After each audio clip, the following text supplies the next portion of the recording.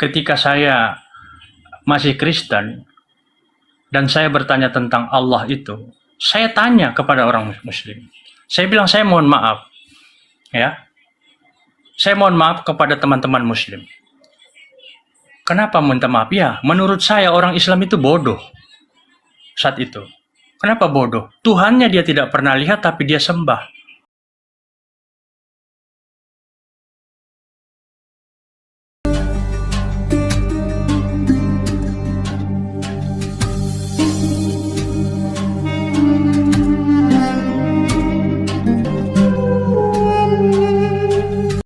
Biasanya kalau dari Kristen atau orang yang di luar Islam, hal yang sangat fundamental itu tentang ketuhanan. Gitu loh. Jadi kalau ada orang yang kemudian dia ingin masuk Islam, mempertanyakan tentang ibadah dan lain sebagainya, ya jangan masuk Islam. Gitu loh.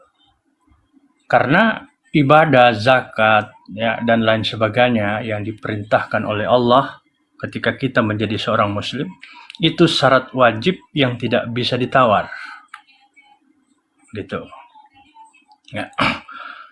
Nah, makanya Allah katakan di dalam Al-Quran, masuklah kalian ke dalam Islam itu secara kafah. Gitu. Jadi, gimana ya? Banyak orang, saya kira ratusan ribu orang di bumi ini, mereka percaya dan kebenaran Islam itu sudah tidak bisa dibantah lagi.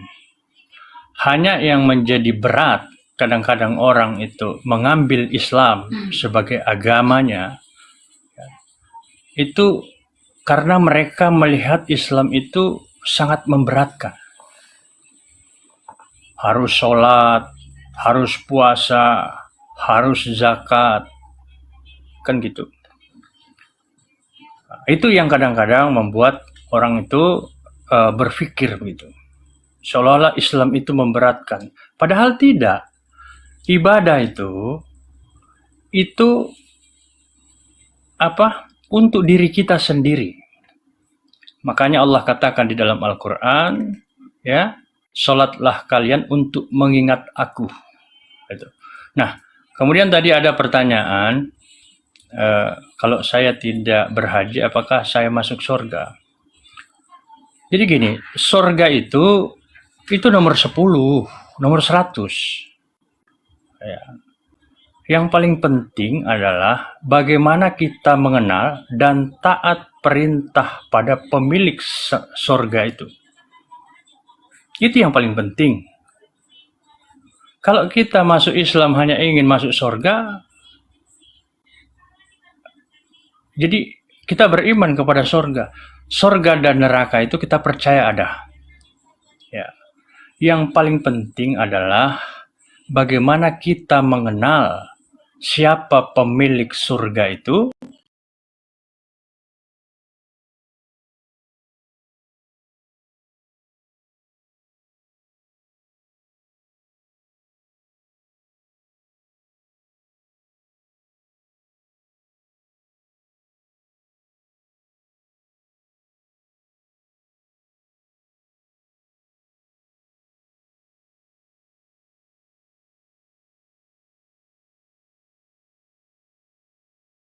Pencipta ciptakan itu untuk kita. Nah, kalau diciptakan untuk kita, bagaimana caranya kita bisa meraih dan bisa sampai kepada tempat yang namanya surga itu? Ya caranya kita mengenal siapa pemilik surga itu. Nah gitu. Jadi gini, orang masuk Islam itu nggak butuh manusia. Jadi manusia yang butuh kepada Islam, gitu. Jadi kalau ada pertanyaan, kapan mu'alaf? Ya terserah dirimu gitu.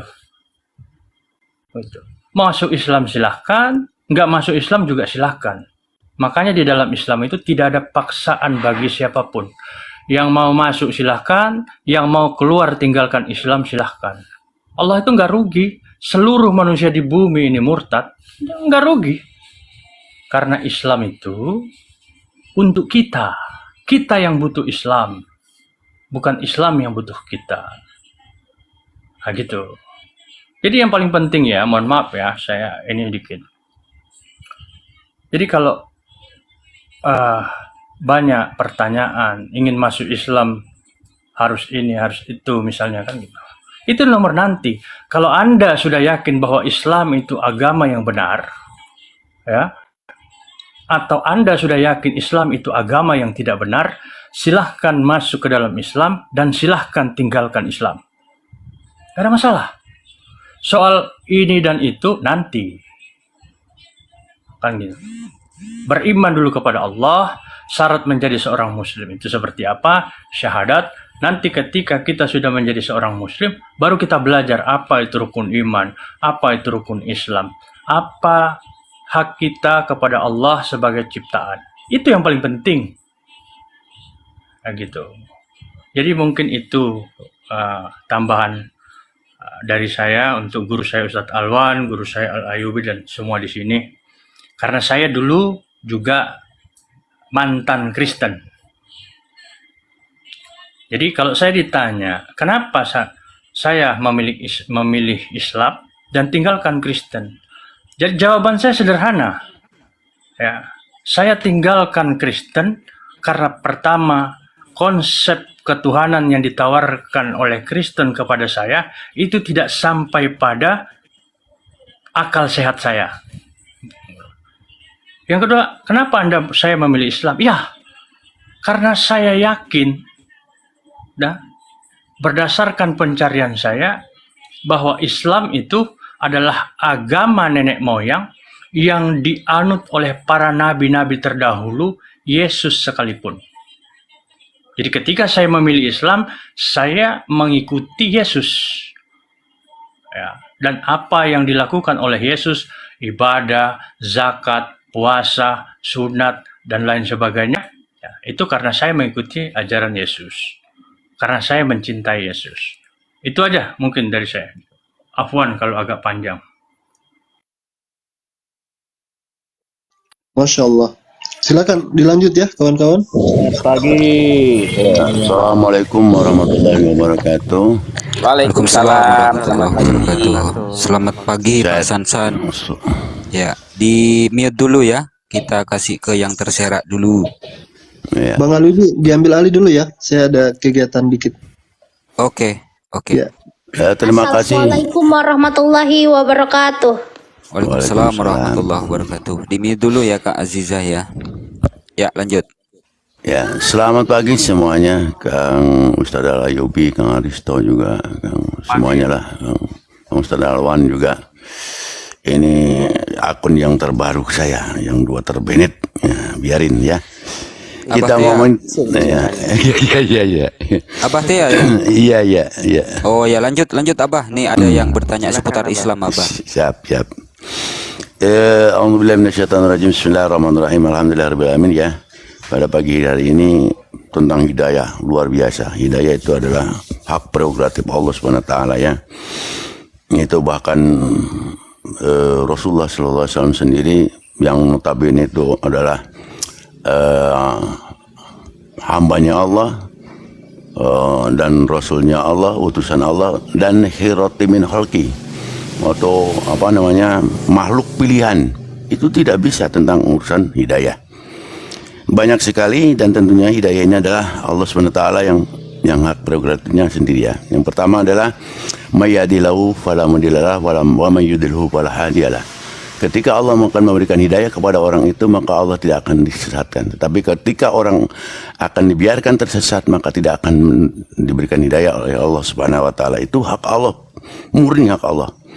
Hadiah yang luar biasa. Hidayah ini bagaikan bagaikan mutiara yang mahal sekali, dan tidak kepada siapa orang pun, tidak sembarangan orang diberikan oleh Allah. Bahkan ketika paman Rasulullah SAW ketika mau meninggal itu kan, Rasulullah sampai memohon kepada Allah SWT agar pamannya ini diberikan hidayah, akan dimampukan mengucapkan kalimat la ilaha illallah, agar Rasulullah itu ada alasan untuk memberikan syafaat dulu, syafaatnya beliau. Allah Subhanahu wa taala lalu menurunkan yaitu ayatnya yaitu diantaranya A'udzubillahi minasyaitonir rajim. Bismillahirrahmanirrahim. Innaka la tahdi man ahbabta walakin Allah yahdi man yasha.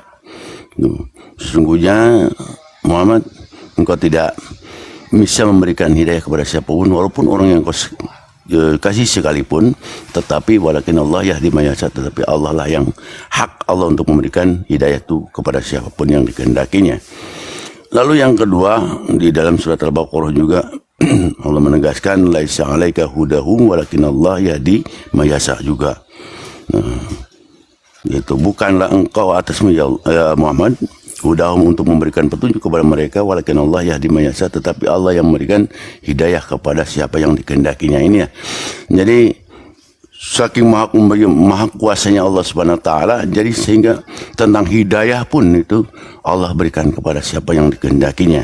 Maka ketika kita mendapatkan dia, pegang itu hidayah, urusi dijaga itu hidayah, ya, maka kita akan menjahadu fina dan ahdiyanakum subulana.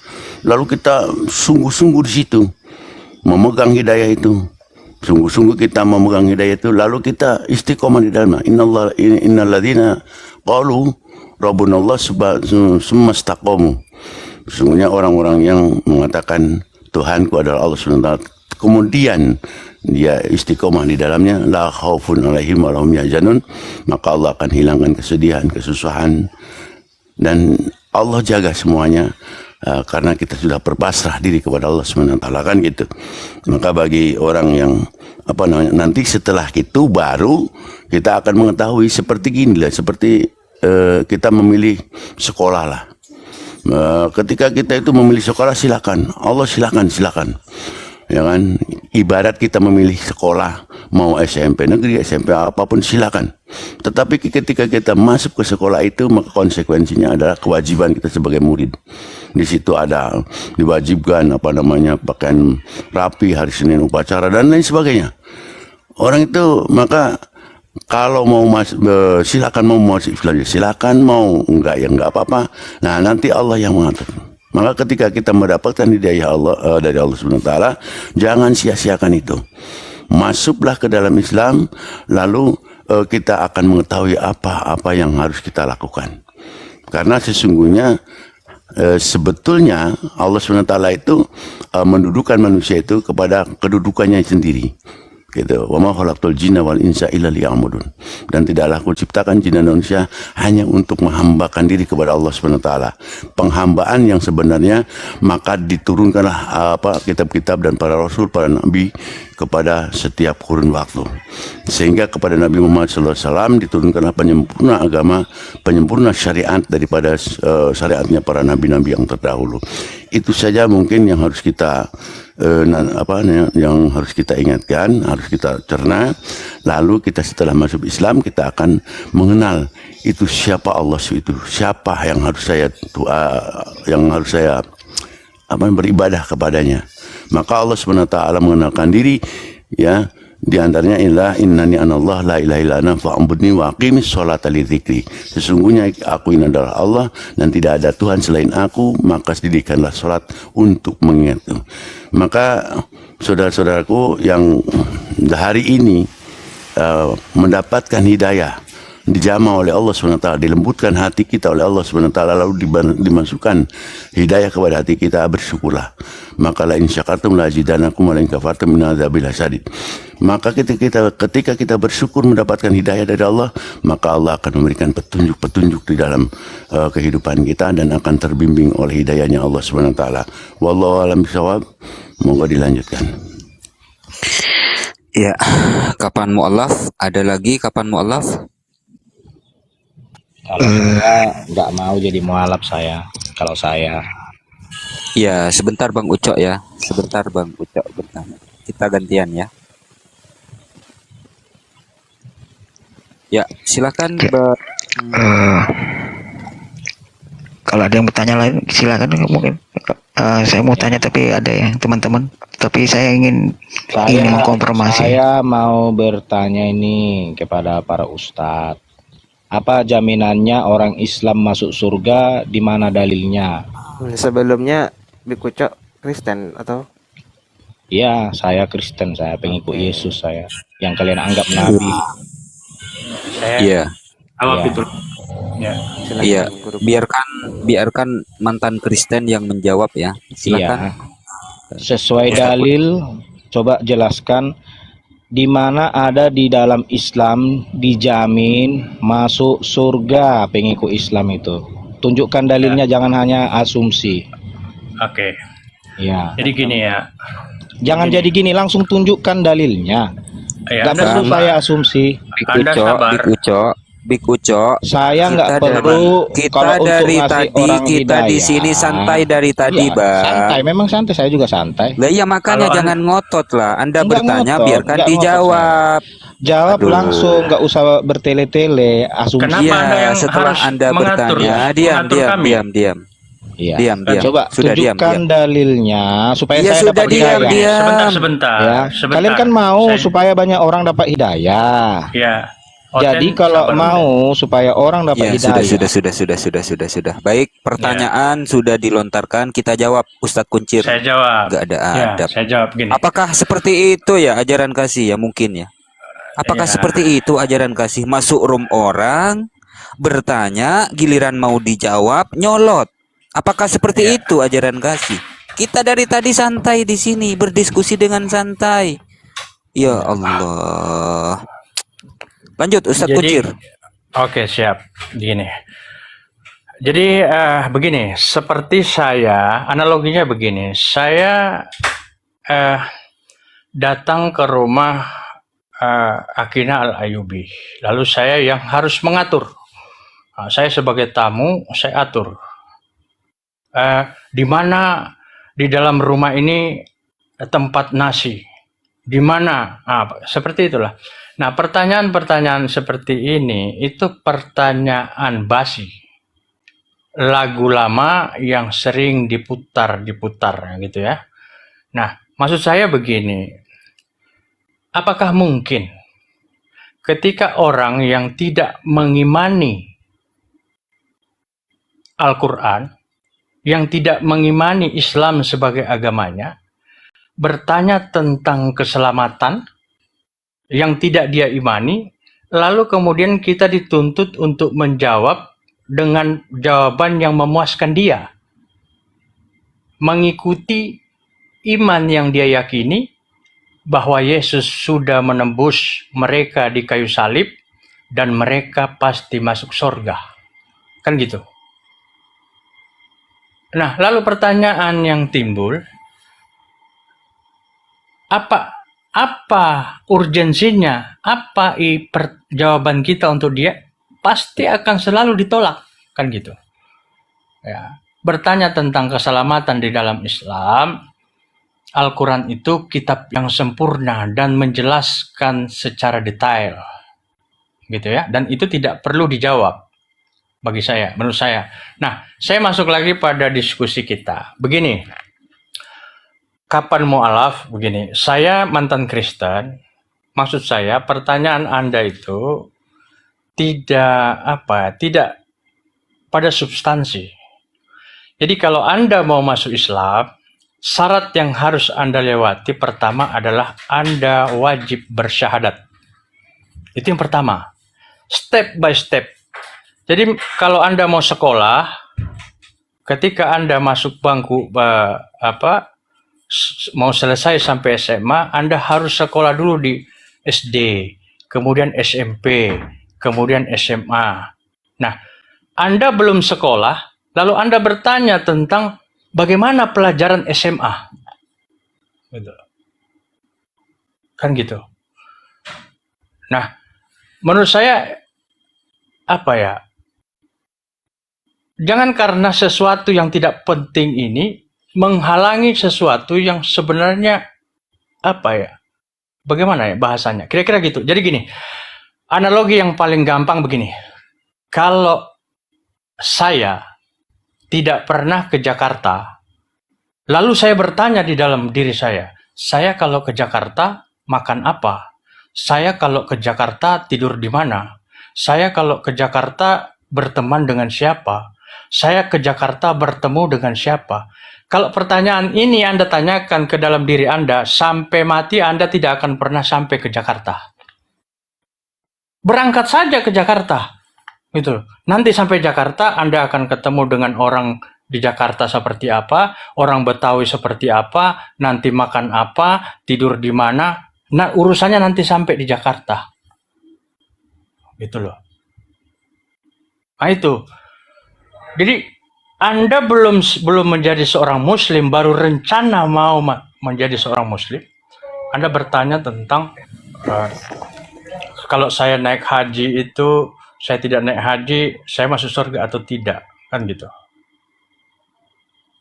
Yang menurut saya gitu ya. Mohon maaf ya kalau bahasa saya agak, karena saya memang sudah seperti ini. Jadi sederhananya gini. Tadi saya katakan di awal, Islam itu tidak butuh manusia, tetapi manusia yang butuh Islam. Jadi kalau saya baca username Anda itu kapan mu'alaf. Mu'alaf itu, hidayah itu bukan urusan manusia. Hidayah itu urusan Allah Subhanahu wa Ta'ala. Dia yang memberikan pengetahuan dan dia juga yang memberikan pertolongan. Kan gitu. Itu maksud saya. Jadi ada sesuatu yang saya kalau masuk Islam ini, kalau takut ya, kalau khawatir jangan masuk Islam. Nah, kayak seperti saya dulu, saya dibenci, saya diusir, nggak peduli gitu. Saya tetap memilih Islam sebagai agama saya. Karena pertanggungjawaban saya ketika saya mati nanti, saya menghadap Tuhan saya, bukan kakak saya yang menolong saya, bukan ibu saya yang menolong saya, tetapi diri saya, iman saya kepada Allah itu sebagai pertanggungjawaban saya di hadapan Allah. Itu maksud saya. Kemudian yang terakhir tentang pertanyaan-pertanyaan. Apa jaminan Islam itu masuk surga? Kan gitu.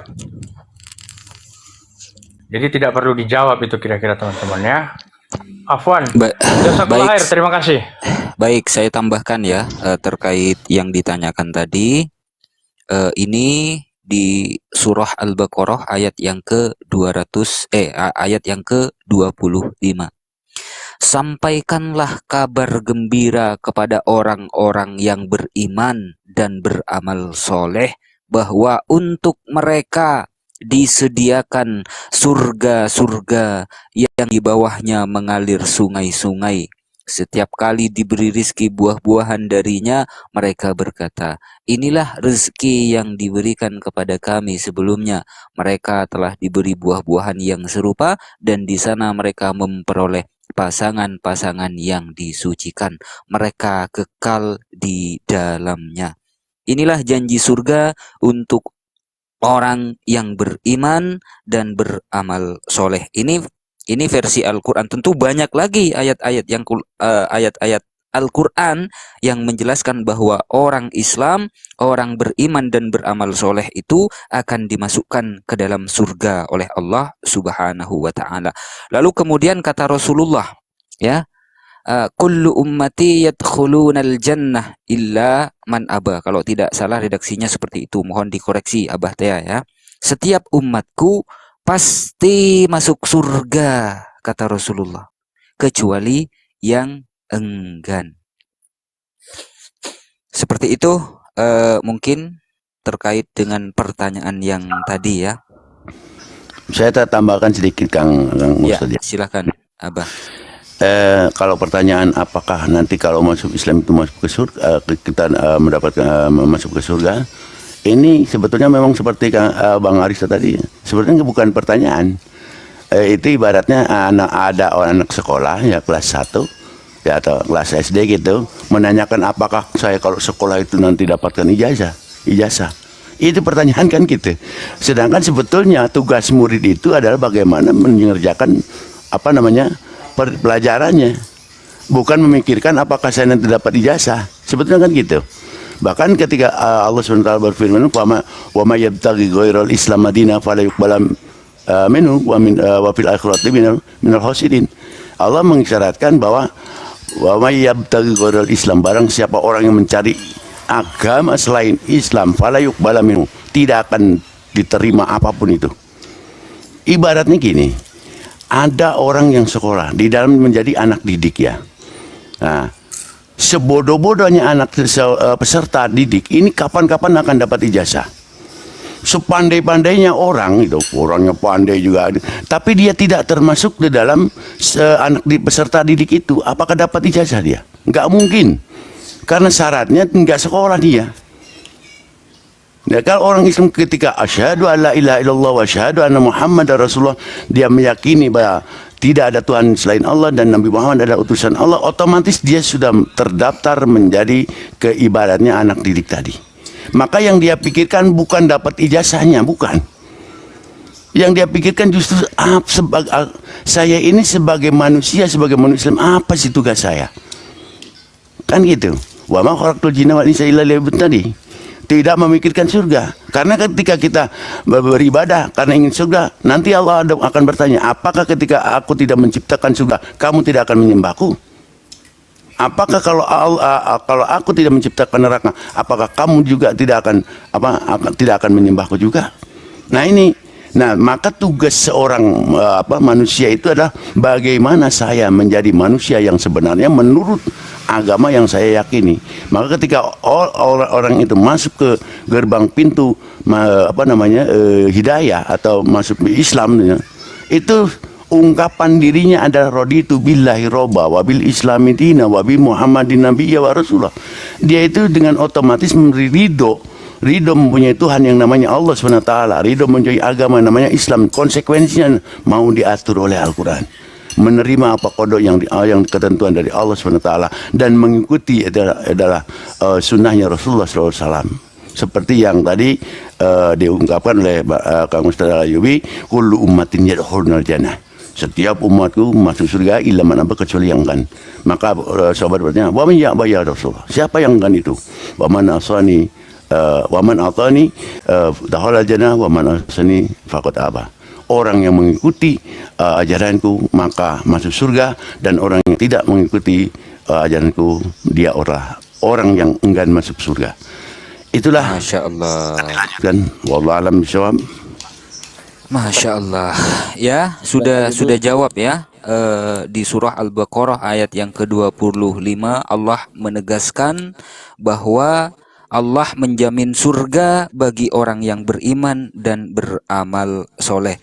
Lalu kemudian kalau di dalam Islam itu wa may ya'mal misqala dzarratin khairan yarah wa may ya'mal misqala dzarratin syarran yarah gitu.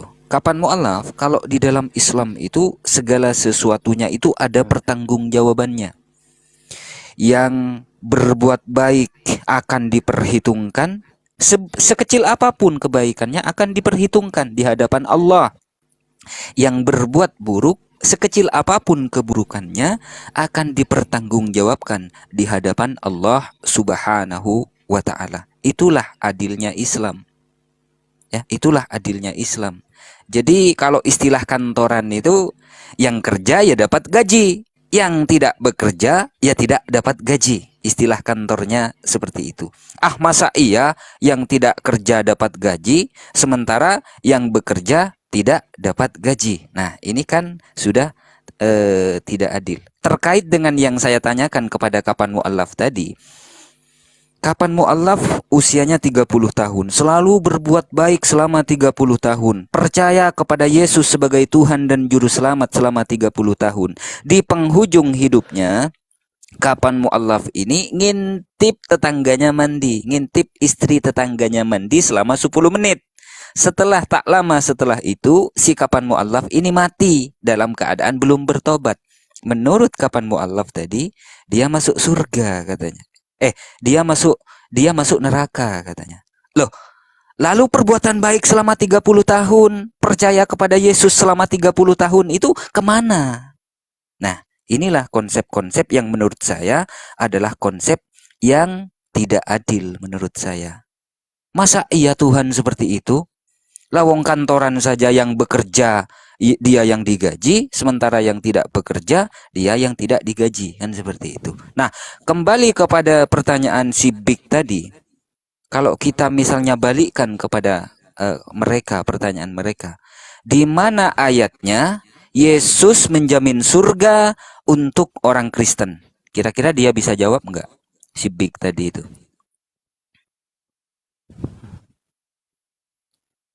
Coba kapan mu'alaf mungkin? Atau Pak Sansan mungkin? Saya menanggapi, saya terkejut dengan apa arahan dari Bang Aris itu. Pertama saya menanyakan rukun Islam ini begini. Apa yang dikatakan Ustadz Alwarni dan Pak Alyubi tadi sangat menjiwai saya karena begini. Kalau saya sudah tahu rukun Islam itu pasti akan saya cari mengetahui konsep ketuhanan yang ada di Islam. Jikalau saya ingin mempelajari langsung disuruh bersahadat tanpa dikasih tahu kabar baiknya dulu, bisa jadi cinta itu bisa diucapkan dan gampang ditinggalkan. Itu saya bertentangan. Angka saya mencari kabar baiknya dulu, angkanya saya bertanya rukun Islam ini secara detail dan konsepnya. Akhirnya Ustadz sudah berbicara, itu saya menarik. Tetapi kalau saya mendengar dari Pak Arya, tidak perlu itu dulu, itu nomor 100 segala salah, bersahadat dulu. Wah, luar biasa, berarti itu bertentangan bagi saya, gitu loh. Karena saya inginnya orang masuk SMA atau mau bersekolah itu kan harus dikasih kabar baik dulu. Oh, kalau orang bersekolah ini pasti kamu pinter, nanti kamu bisa bekerja, bisa apa, dikasih dulu informasi baiknya. Bukan kalau kita tidak dikasih informasi baiknya, ngapain? Pasti orang nggak pernah, nggak ada kebaikan kok. Itu maksud saya. Tadi saya sudah adem mendengar dari Ustadz Alwan dengan pertanyaan saya. Tetapi saya terkesima dengan itu urusan 100. Itu nomor 100. Yang penting kamu ini aja dulu. Supaya kamu lebih pengen. Nggak bisa bagaimana saya mau mencicipi roti yang di dalam gelas toples itu kalau saya tidak dikasih tahu. Itu enak loh. Kamu harus rasakan dulu. Oh, ini dari ini, terigu dari sini. Wah, tertariklah saya. Barulah saya akan mencicipi. Saya buka toples itu, barulah saya makan. Nah, terima kasih, mungkin itu dari saya. Ya, itu. Ya, saya tanggapi ya. Ya, karena pengalaman saya seumur hidup saya menjadi seorang Muslim, baru pagi ini saya menemukan orang yang ingin rencana sudah tertarik dengan Islam, tapi sebelum, ya memang nggak salah sih, gitu. Dan saya tidak memaksa Anda untuk syahadat, tidak. Ini kan cerita saya, gitu. Karena mempertanyakan tentang haji, mempertanyakan tentang rukun Islam, ya kan, zakat, puasa. Kalau kita sudah Islam, tentunya baru kemudian sholat, zakat, puasa itu terbebani kepada kita, gitu loh. Nanti di sana akan dijelaskan, gitu loh, secara fikih, zakat, puasa, ya, gitu. Ya, saya tidak, sekali lagi mohon maaf, saya tidak memaksa Anda. Tadi di awal saya katakan Islam itu nggak butuh manusia, gitu loh, kan gitu. Manusia yang butuh Islam. Karena saya tertarik dengan username Anda, gitu. Kapan mu'alaf? Ya, yang saya tahu ya, kalau orang itu benar-benar dia ingin menjemput Islam, hidayah Islam, biasanya pertanyaan yang paling substansi itu tentang ketuhanan. Seperti saya dulu, sebelum saya masuk Islam, pertanyaan yang saya tanyakan itu, saya tanya kepada teman-teman Muslim itu begini, di mana Allah itu? Kenapa kalian sembah Allah itu? Sementara kalian tidak pernah lihat, gitu. Nah, itu pertanyaan yang ini gitu, yang sangat substansi. Nah, gitu. Jadi sekarang kalau misalnya dipertanyakan, saya mau masuk Islam tapi saya harus tahu dulu semua. Kalau Anda mau mencari tahu tentang Islam, jangankan Anda yang belum Islam, kami saja yang sudah Muslim itu sampai saat ini belum mampu gitu loh. Harus kita ketahui semua, kayak gitu. Nah, kalau terkait tentang apakah Islam itu masuk surga, Rasulullah SAW itu bersabda, "Waman ahya sunnati faqad ahabbani, waman ahabbani kana ma'i fil jannah." Itu kata Rasulullah. Barang siapa yang mengikuti sunnahku berarti ia mencintai aku. Dan barang siapa yang mencintai aku, maka dia akan bersama-sama dengan aku di surga nanti. Itu. Karena saya lihat tadi di komentar banyak yang protes, kok nggak dijawab? Ya, mohon maaf ya, ini mudah-mudahan saya salah ya, kapan mu'alaf gitu. Karena menurut saya, ya mohon maaf ya, menurut saya ini mudah-mudahan saya salah. Pertama, alasan Anda kenapa Anda ini gitu, kenapa belum bersyahadat atau masuk Islam gitu, alasan Anda itu gitu, ya bagus juga sih, nggak apa-apa gitu. Cuma ya itulah kira-kira. Silakan, ada di sini ada Bang Peta Buyung. Assalamualaikum warahmatullahi wabarakatuh.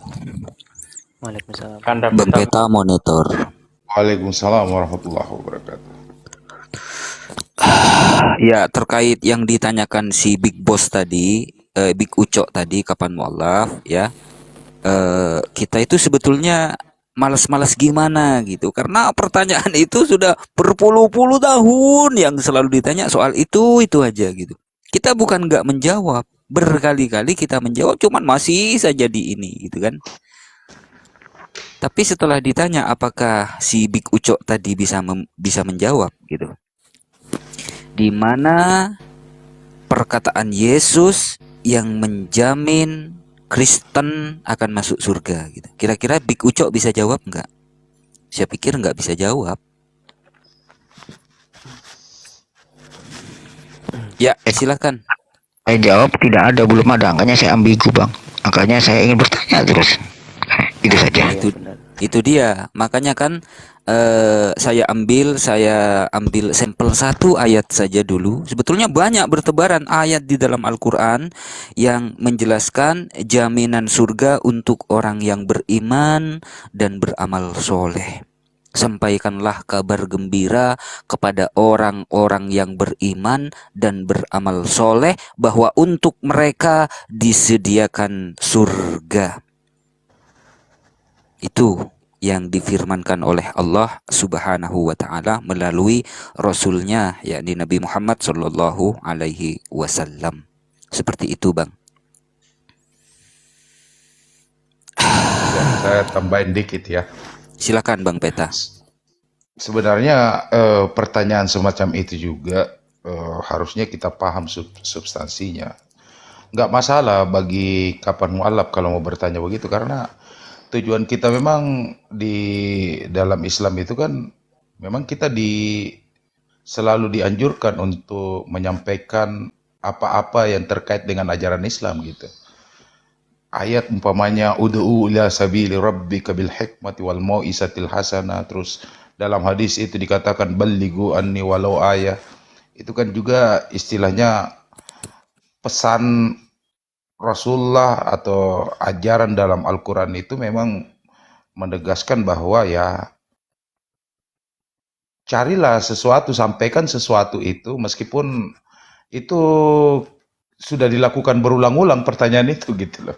Tapi kita juga memang kan terkait dengan itu kan ya selalu memang kita ini umat Islam kan selalu kita juga dipesankan wasta'inu bis sabri wassalah, itu kan saling tolong menolong untuk hal itu, karena memang banyak juga yang biasanya itu metodologinya ini pertanyaannya ini menguji atau mencari tahu gitu kan, seperti itu. Makanya tadi Bang Haris itu kalau ngomong seperti itu ada benernya gitu loh. Tapi kalau umpamanya anggaplah kita husnuzan aja, berbaik sangka pada kapan mu'allaf bahwa beliau memang belum tahu gitu kan. Nah, tujuan kita ya menjelaskan gitu, nggak apa-apa. Karena memang tujuannya itu kan ya mengajak orang kepada kebaikan itu salah satu istilahnya ciri bahwa kita juga menyampaikan apa yang disampaikan Rasulullah, apa yang diterangkan dalam firman Allah dalam Al-Quran terkait dengan dakwah itu sendiri. Saya pikir begitu. Jadi kalau umpamanya pertanyaannya berlanjut ke masalah hal-hal yang lain gitu, nggak masalah juga sepanjang yang bertanya itu memang nggak tahu gitu, bukan pertanyaannya sifatnya itu menguji kita atau meyakinkan dia. Karena benar kapan mu'allaf ini umpamanya beliau itu memang bukannya nggak yakin atau apa, tapi butuh kedalaman pemahaman terkait dengan ajaran Islam. Ya kita berdoa kan, semoga memang dia bertanya itu karena dia menganggap bahwa apa yang ajaran Islam itu menarik buat dia.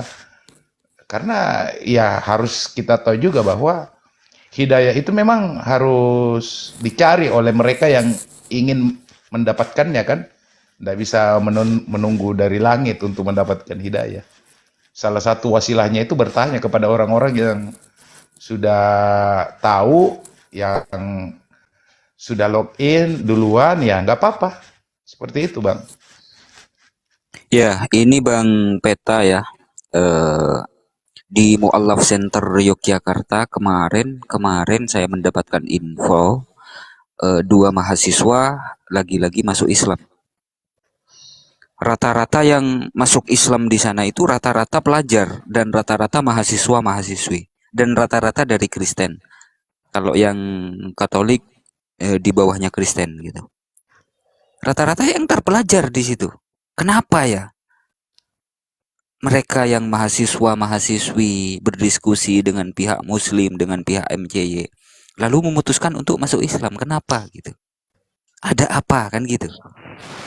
Saya potong dulu Bang Alyubi ya. Ya silakan. Jika rasa tidak positif thinking, saya bisa turunkan di bawah, saya mendengarkan di bawah saja Bang, karena saya tidak enak gitu kan. Gak apa-apa, kapan mu'allaf, kamu tidak menghujat kok. Tidak menghujat, nggak apa-apa. Soalnya biasalah saya salah paham di dalam berdiskusi itu biasa. Saya tidak nyaman rasanya nih. Gini. Kalau seperti Sipik Ucok tadi itu, Sipik Ucok itu dari awal global dulu. Bang global media di dulu dong. Bang global media di mute dulu dong. Ah, gitu dong. Sipik Ucok itu kan lain.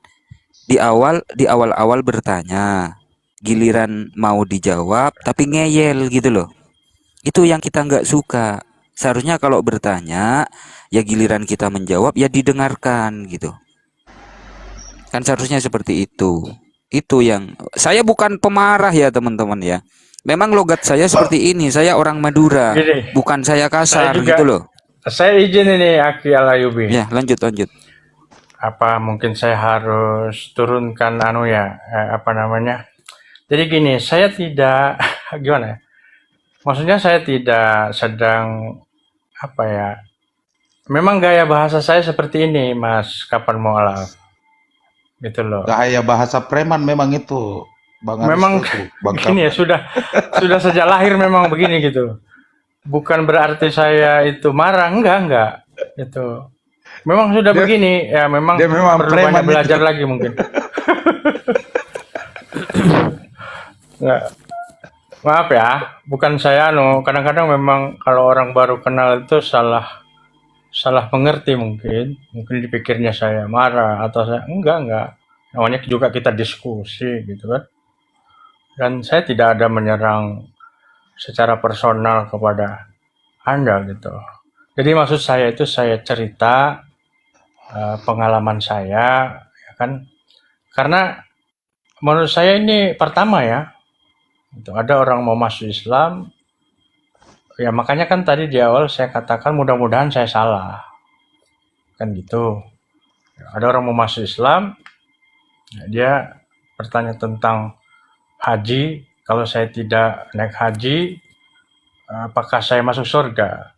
Maksud saya begini, pertanyaan ini dengan kemajuan teknologi ini, biasanya ya, orang kalau dia mau mencari tahu tentang Islam, apalagi berbicara tentang haji, dia tinggal buka di Google itu. Dia akan dapat di sana apa sebenarnya haji itu, ya. Dan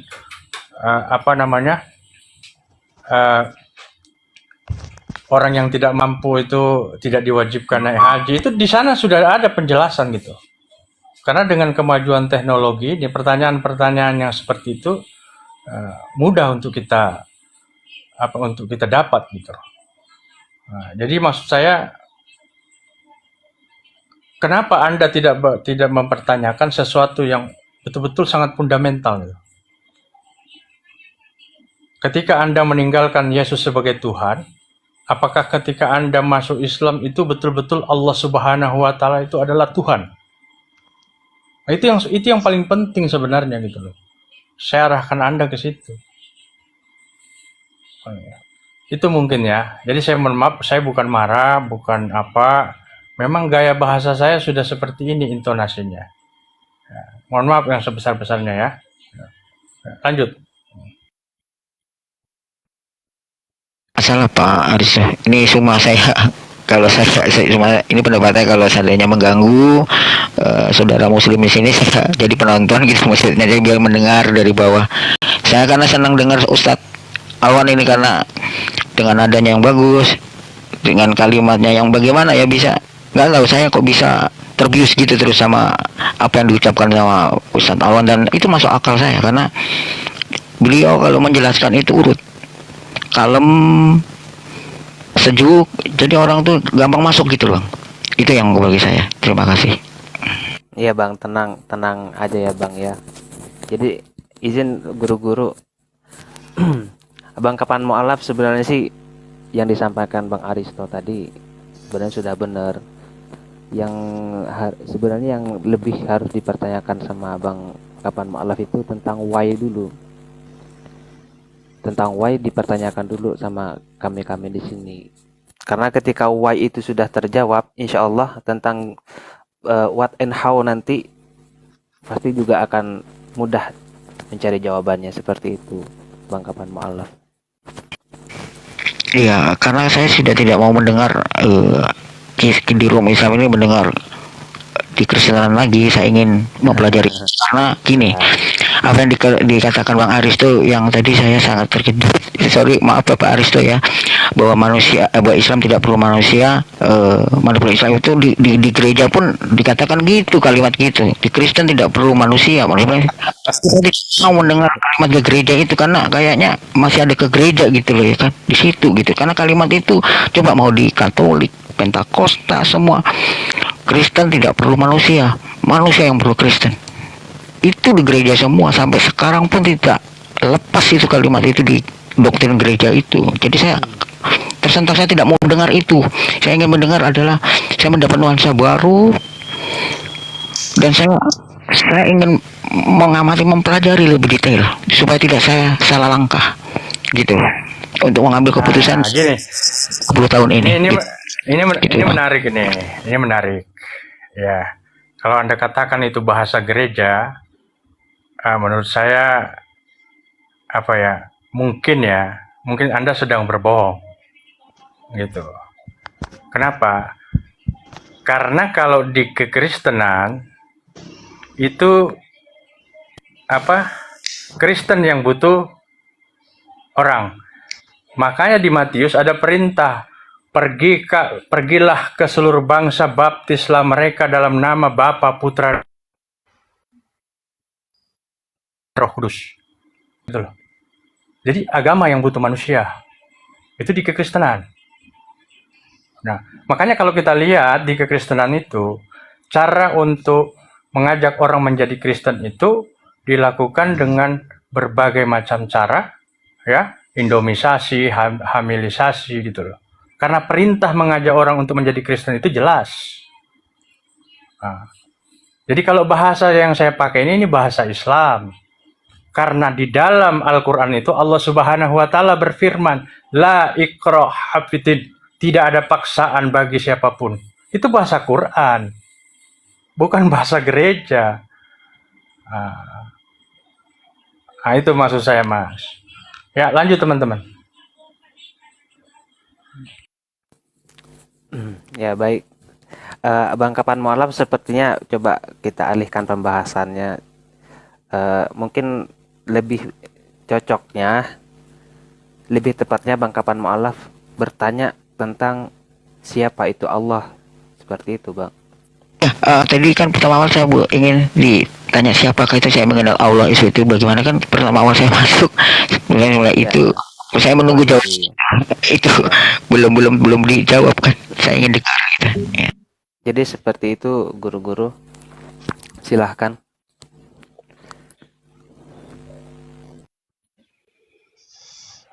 Ya udah, kita persilahkan hostnya aja yang jawab. Karena tadi kan Pak Kapan Mu'alaf ini, beliau tadi kan mendengar kalau Ustadz Alwan yang jelaskan, beliau lebih kena gitu. Nggak apa-apa, hostnya aja yang jelaskan untuk itu. Supaya pas kan. Nggak apa-apa ya. Ya silakan. Mohon maaf ya kalau agak sedikit ini saya.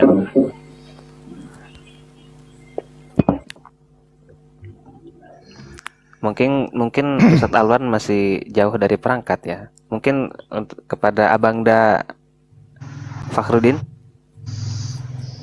Baik, Assalamualaikum warahmatullahi wabarakatuh. Waalaikumsalam warahmatullahi wabarakatuh.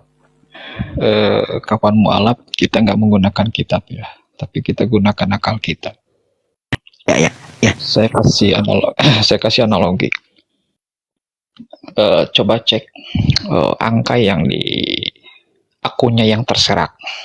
Apa yang Anda lihat? Angka 9. Betul kan? Iya. Apakah ada angka 1 di sana? Tidak ada. Tidak ada. Betul sekali. Tetapi sebenarnya angka 1 itu ada. Kenapa? Angka 2 sampai angka selanjutnya tidak akan pernah terbentuk jika tidak ada angka 1. Dan angka 1 itu tidak akan pernah, dan angka 1 itu tidak terbentuk oleh angka lain. Sedangkan 0 itu tidak ada. Allah itu terlihat, tetapi bukan dilihat dengan posisi dari adanya mata lahiriah yang enggak seperti itu. Kita melihat dan menganalogikan seperti tadi, paham bahwa angka 1 itu bisa membentuk, bisa membuat angka-angka lain, tetapi tidak dibentuk oleh angka-angka yang lain. Saya kasih analogi seperti itu, biar kita dapat nalarnya ya. Begitu pula Tuhan. Tuhan itu bisa menciptakan segalanya, tetapi tidak diciptakan oleh apapun, dan tidak terdiri dari apapun. Ketika Tuhan tersusun oleh sesuatu, maka ketika susunan tersebut tiada di dalam angka 1, maka tidak sempurna angka 1 atau sesuatu tersebut. Betul apa salah? Betul, Bang. Itu betul kalau itu. Itulah Allah Subhanahu wa Ta'ala. Allah tidak diciptakan oleh sesuatu, dan Allah tidak tersusun oleh sesuatu. Tetapi Allah meskipun demikian bisa menciptakan segala sesuatu tanpa kita ketahui proses seperti apa. Itu. Silakan kalau ada pertanyaan. Kita di luar kitab aja lah ya. Karena kalau kitab, entah itu Bible maupun Quran, khawatir nanti bersifat subjektif. Itu Bang, dan saya yakin Abang lebih paham tentang Bible. Itu kita gunakan nalar kita, akal kita. Silakan Bang. Atau ingin ditanyakan, monggo. Kalau Bang itu akan menjawab. Betul Bang Akademik. Ini masuk betul kalau saya, kalau Anda berbicara analoginya gitu. Kalau itu clear. Gitu. Terima kasih. Baik, pertanyaan selanjutnya, Abang Kapan Mu'alaf, dipersilahkan. Oke. Aduh, tapi nanti saja lah, saya takut. Mendingan saya diam dulu. Nggak apa-apa beneran, nggak apa-apa. Nggak aja dulu lah. Jangan Abang takut Bang, jangan takut, santai aja. bertanya Karena tentang ketika kita tidak tahu tentang sesuatu dan dipertanyakan itu wajar, wajar. Asal apa? Asal pertanyaan tersebut tidak bermuatan adanya penghujatan. Terlebih pertanyaan itu kita di Indonesia dilindungi oleh undang-undang. Setiap orang memiliki hak untuk bertanya. Setiap orang loh, tanpa melihat agama maupun status sosialnya. Itu.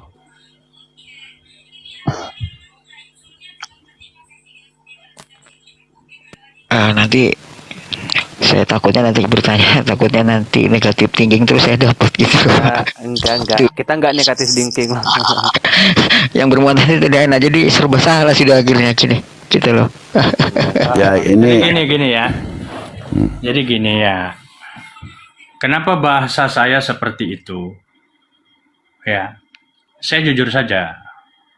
Itu cara saya untuk memancing Anda sampai di mana keseriusan Anda ingin menjadi seorang Muslim dan tertarik kepada Islam. Itu yang pertama. Yang kedua, ya saya jujur saja, saya fair. Itu cara saya. Apa benar Anda ini seorang Kristen? Boleh dong, karena kita dalam forum diskusi. Gitu. Tapi kalau bertanya Anda Anda khawatir, Anda takut, Anda ini, berarti Anda punya beban. Gitu loh. Saya dulu ketika saya masih Kristen dan saya bertanya tentang Allah itu, saya tanya kepada orang Muslim. Saya bilang saya mohon maaf, ya. Saya mohon maaf kepada teman-teman Muslim. Kenapa minta maaf? Ya, menurut saya orang Islam itu bodoh saat itu. Kenapa bodoh? Tuhannya dia tidak pernah lihat tapi dia sembah. Dan memang cara bertanya saya seperti itu agar mendorong orang untuk menjawab pertanyaan saya. Ngapain harus kita takut? Kan gitu. Nah, jadi itu setiap orang kan punya karakter di sini. Punya cara. Ustadz Alwan lembut, saya lain. Kan gitu. Jadi itu Mas maksud saya. Saya kan tidak tahu Anda siapa. Nah, itu mohon maaf ya Mas ya. Itu saya. Saya sampaikan apa adanya saja. Apa-apa, Itu cara saya gitu. Lanjut teman-teman. ya mungkin begini ya. Jadi di dalam Islam itu begini. Untuk mengenal Allah atau mengenal apapun sebetulnya itu nggak harus kepada jenisnya, tetapi kepada sifat-sifatnya kan. Contohnya kita mengenal bakso itu, bakso dari sifatnya begini. Mengenal apapun itu, karena di kulli syai'in alamatun, setiap sesuatu ada cirinya, ada dari sifat-sifatnya. Ya, gitu. Maka dalam Islam ulama itu diantaranya ada yaitu mengarang satu kitab yang namanya kitab Tijan Daruri yang sifat dasar itu, yaitu bagaimana cara mengenal Allah Subhanahu wa taala. Di antaranya adalah bahwa Allah itu harus ada dan sifat Allah itu harus ada, wujud itu ada. Karena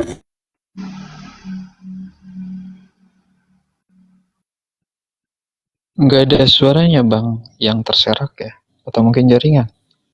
Abah suaranya hilang Abah. Tanya aja kapan mualaf tentang konsep ketuhanan, tanyakan saja, silahkan, tak perlu khawatir seperti itu, silahkan. Kita ngobrol non kitab lah, biar enak. Nanti aja Bang, saya jadi pendengar dulu aja Bang. Baik. Oke.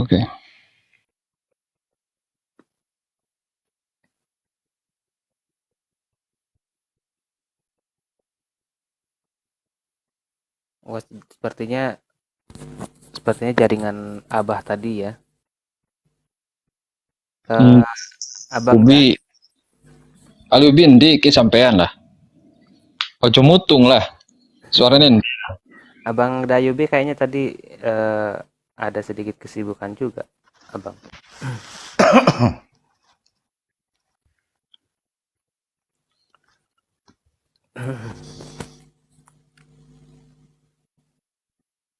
Itu di bawah ada yang mau naik katanya. Ya, sampai di mana kita ini? Kapan mu'alaf sampai di mana kita? Maaf tadi keluar. Jadi sampai Ustadz Alwan. ini sampai ke pembahasan ketuhanan tadi, Abang dah. Oh, iya iya ya. Ini ada Ustadz Hanafi, saya sapa dulu. Assalamualaikum Ustadz Hanafi. Assalamualaikum warahmatullahi wabarakatuh. Assalamualaikum semuanya, para guru-guru, para masyaikh. Assalamualaikum warahmatullahi wabarakatuh. Sehat semuanya. Waduh, udah lama nih nggak ketemu sama akademis Kristolog, mantap. Mana kabar nih? Assalamualaikum. Mana? Milih 1, 2, 3.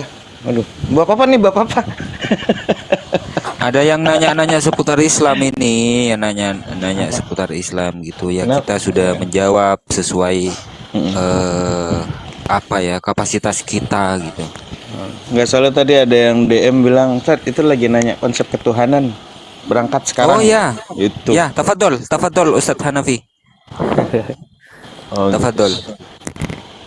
Oke, Konsep bismillah. ketuhanan di dalam Islam. Tafadhol. Bismillahirrahmanirrahim. Alhamdulillah. Allahumma shalli ala Muhammad wa ali Muhammad. Rabbana zidna ilman warzuqna fahman wa alhiqna bis salihin. Rabbi shrah li sadri wa yassir li amri wa hlul 'uqdatam min lisani yafqahu qawli. Sahabat-sahabat, para guru-guru, izin semuanya tentang mengenai masalah konsep-konsep daripada ketuhanan. Saya selalu ke teman-teman, tolong dikoreksi kalau saya mungkin bisa salah pasti, dan mungkin kelupaan juga pasti, karena saya sifat yang ada pada diri kita sebagai manusia, teman-teman. Mengenai masalah konsep daripada secara ahlus sunnah wal jamaah ya teman-teman. Kalau kami pribadi, saya khususnya ketika belajar tentang masalah ketuhanan itu cari-cari hal-hal yang membuat kita itu masuk secara logik dan akal ini juga ya, bukan hanya keimanan, karena dalam Al-Qur'an dibilang yarfa'illahu alladziina aamanu minkum walladziina utul ilma darajat. Diangkat beberapa derajat manusia itu karena ada dua. Pertama iman, tapi juga jangan sampai lupa dengan adanya ilmu. Jadi iman dengan ilmu juga. Ada iman ya, juga ilmu. Ya.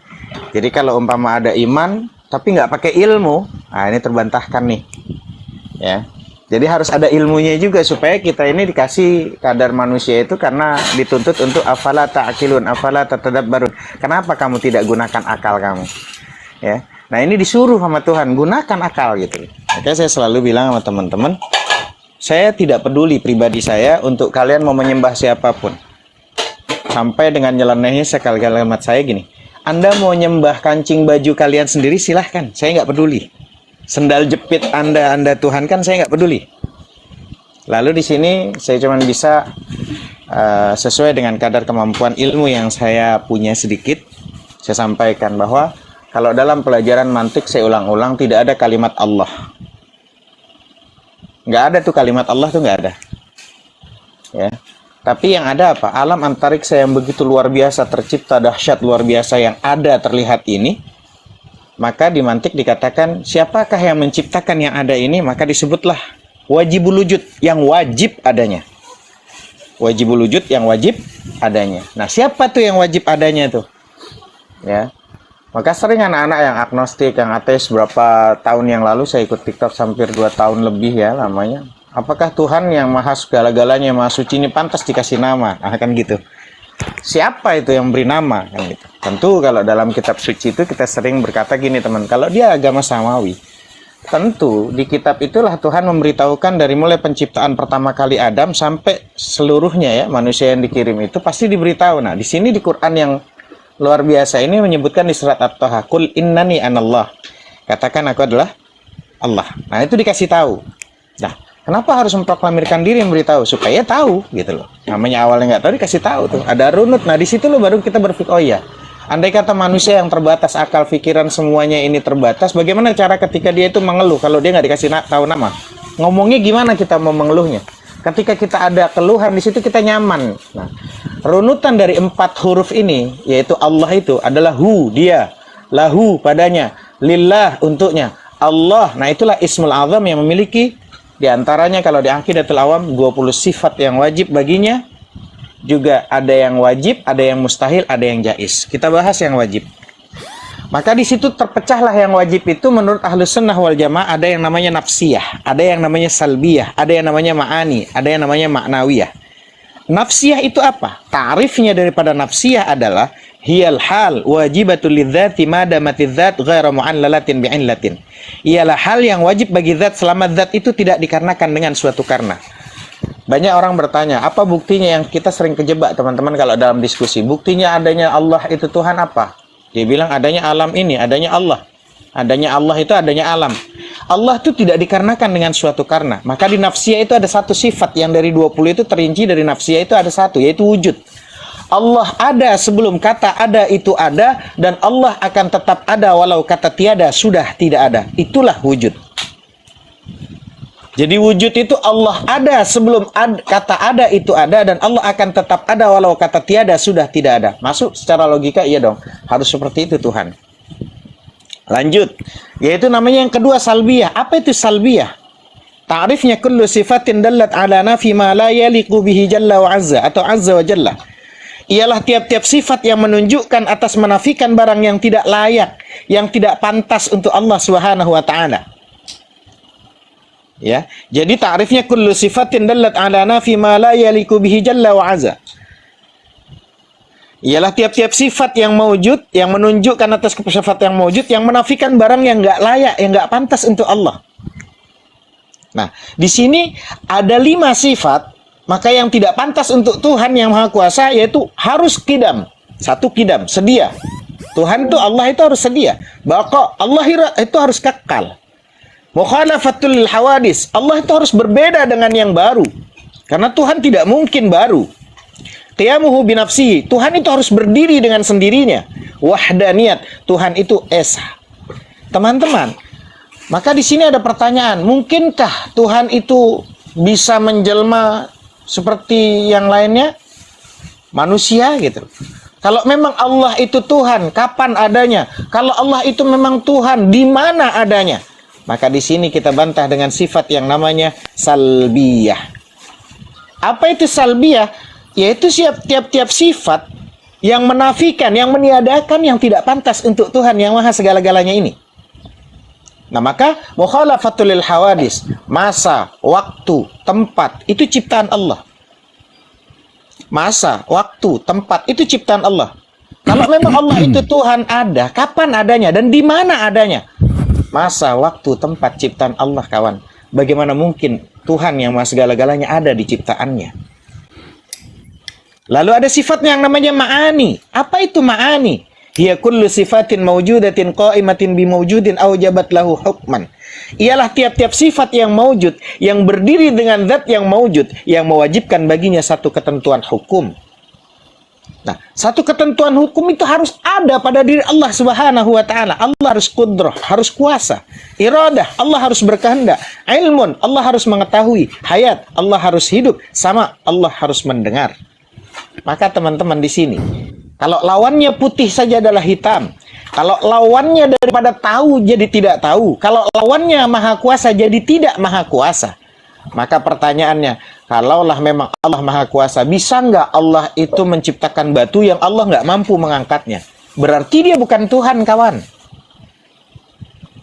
Bisa nggak Tuhan yang Maha Kuasa menciptakan batu, terus yang batu dia nggak bisa ngangkat tuh batu itu? Itu namanya bukan Maha Kuasa. Karena apa? Maha Kuasa lawannya tidak Maha Kuasa.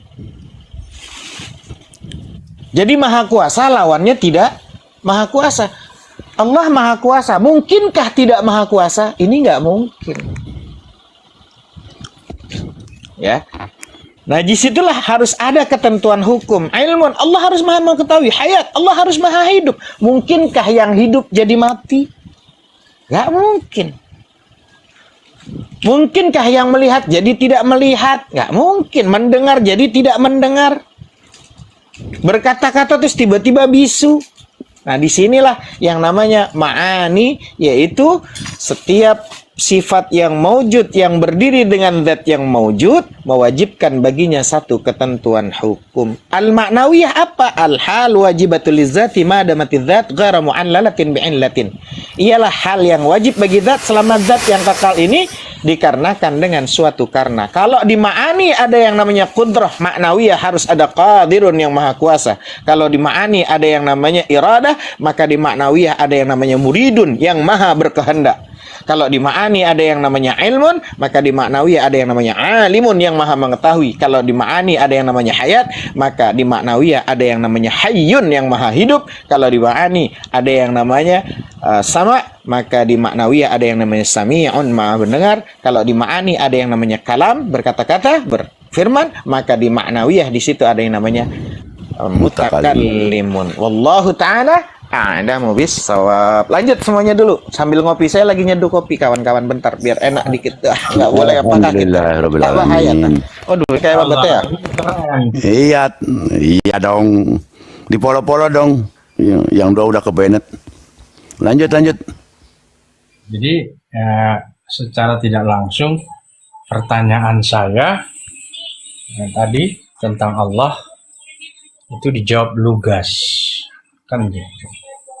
Nah, maksud saya ini yang perlu, kadang-kadang ya ada beberapa yang sudah mu'alaf gitu, binaan saya tanya, kenapa kamu masuk Islam? Saya masuk Islam karena Islam itu agama benar. Oke.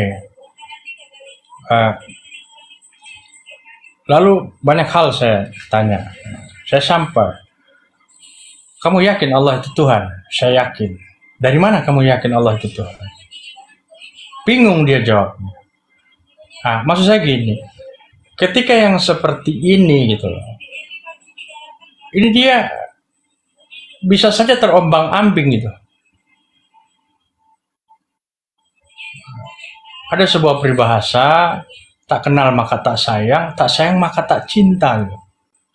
Ketika kita menjadi seorang muslim, dipertanyakan tentang Allah Subhanahu wa Ta'ala, dia mampu menjawab dan dia mampu meyakinkan bahwa Allah itu Tuhan, bisa dijawab dengan logis berdasarkan pendekatan logika dan juga berdasarkan pendekatan kitab suci, dan bisa membandingkan.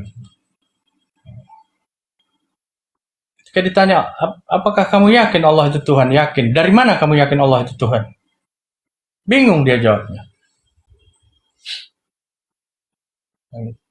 Nah, ini yang memang sengaja saya seperti ini gitu, agar betul-betul orang yang ingin masuk Islam, ya, betul-betul dia paham gitu, arahnya mau kemana, apa yang menyebabkan dia menjadi Islam.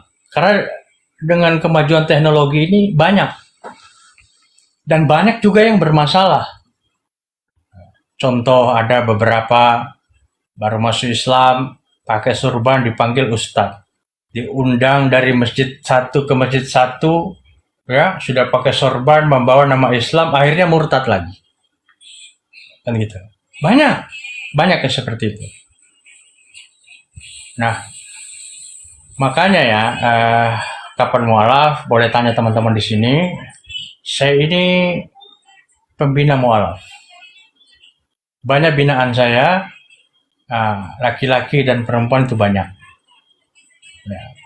Dan insya Allah mereka itu yang menjadi binaan saya, betul-betul mereka masuk Islam, memilih Islam itu betul-betul gitu. Mereka serius. Nah, itu yang maksud saya. Makanya saya ya, ada beberapa di komal-komal itu, kalau ada yang mau masuk Islam, saya masuk. Memang pertanyaan saya apa? Cara ini saya memang kritis gitu.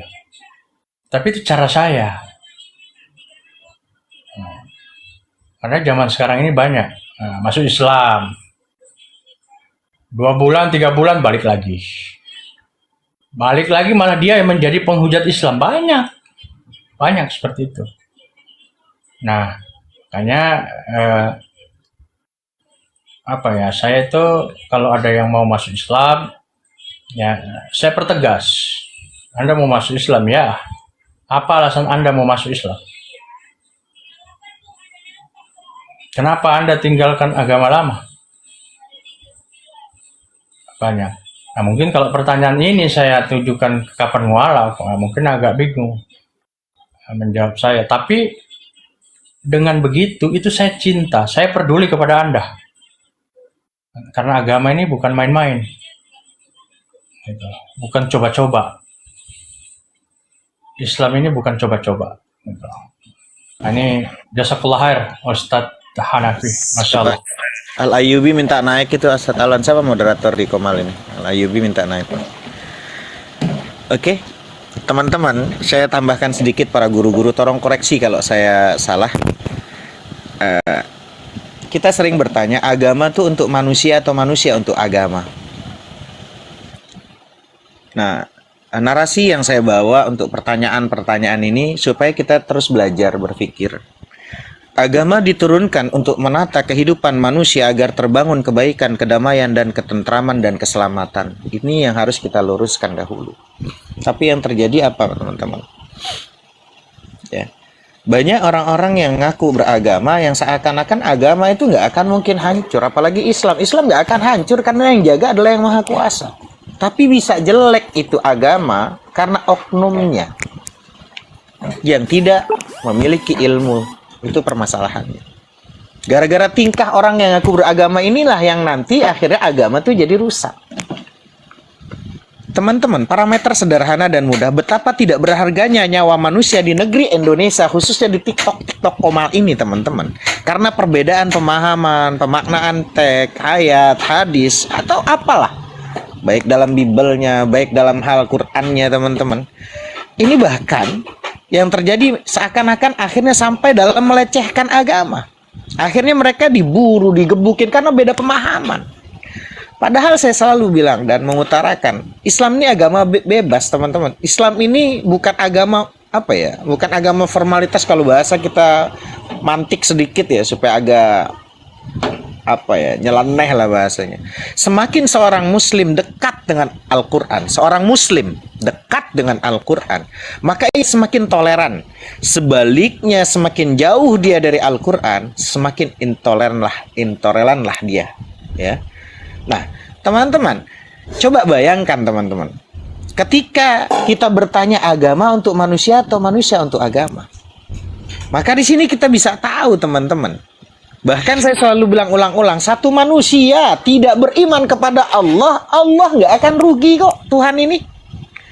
Bahkan satu manusia itu beriman dari pertama kali penciptaan sampai nanti kiamat, beriman semuanya sama Allah. Terus Allah untung gitu? Kan enggak. Ya, kalau kamu pengen beriman, faman syaa falyu'min wa man syaa falyakfur, mau beriman silahkan, nggak beriman silahkan. Bahkan kalau untuk masalah kebaikan, in ahsantum li anfusikum wa in asatum falaha. Mau kamu berbuat baik, kebaikan itu untuk dirimu sendiri, nggak ada efeknya untuk Tuhan. Kalau kamu pengen bikin jahat, kejahatan itu nanti berimbas kembali ke dirimu, kawan-kawan.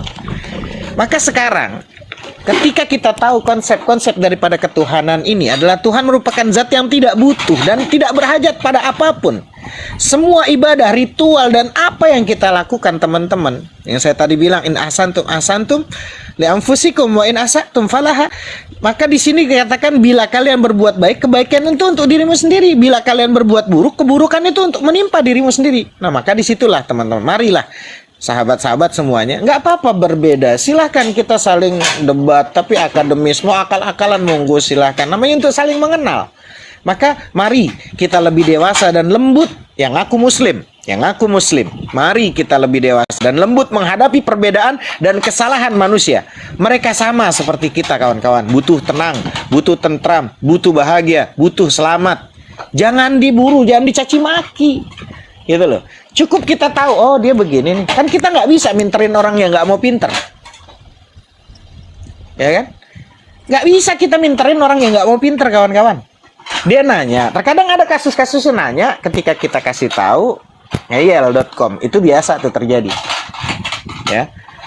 Oh, udah nggak pakai ayat gitu loh.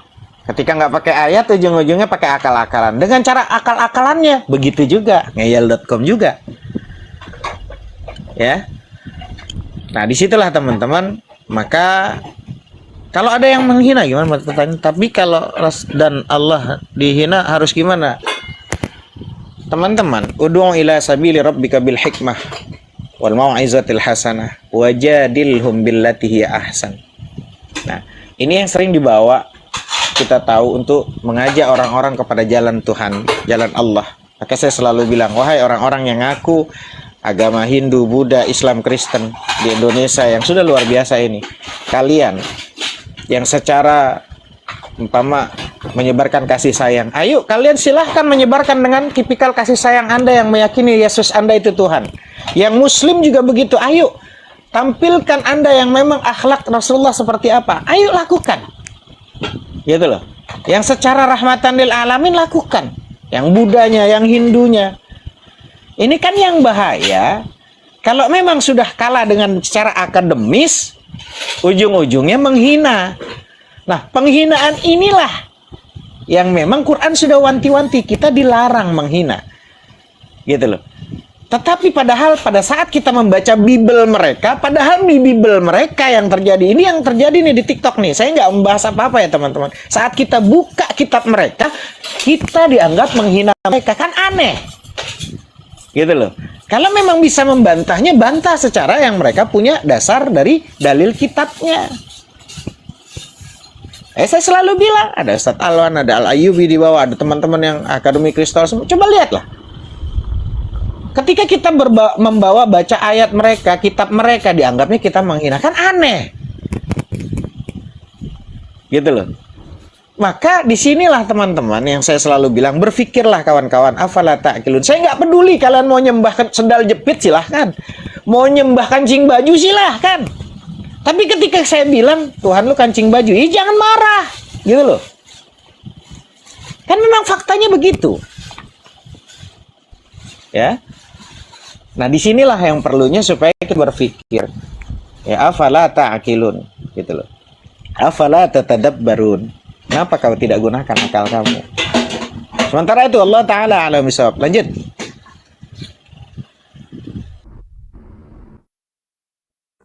Baik, terima kasih Ustadz Hanafi. Sangat memberi pencerahan bagi kita semua di sini. Baik, kita ke Abang Kapan Mu'alaf. Mungkin ada lagi yang ingin dipertanyakan tentang konsep ketuhanan atau lainnya. Oke, terima kasih tadi Pak Ustadz Hanafi ya.